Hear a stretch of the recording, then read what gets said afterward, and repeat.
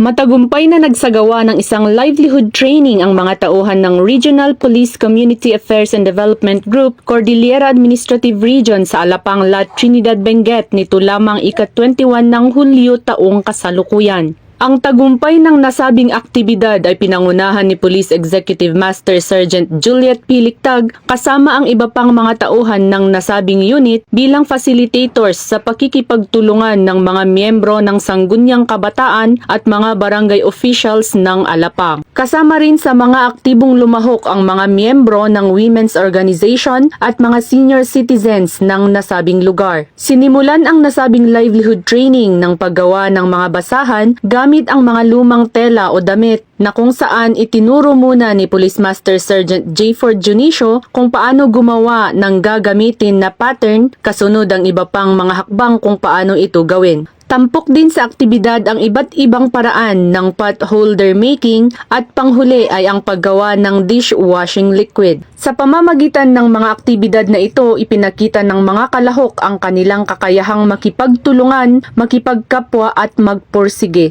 Tampok din sa aktibidad ang pamamahagi ng mga information, education and communication materials na nakatuon sa pagpapalaganap ng impormasyon para sa kapayapaan, kaayusan at seguridad ng mamamayan. Ang inisyatibong ito ng nasabing unit ay naglalayong magbigay ng kaalaman, kasanayan at oportunidad sa mga kalahok upang magkaroon sila ng alternatibong pagkakakitaan o pangkabuhayan. Layunin din nitong palakasin ang ugnayan ng mga mamamayan at kapulisan upang magtulungan tungo sa isang matatag at ligtas na bagong Pilipinas.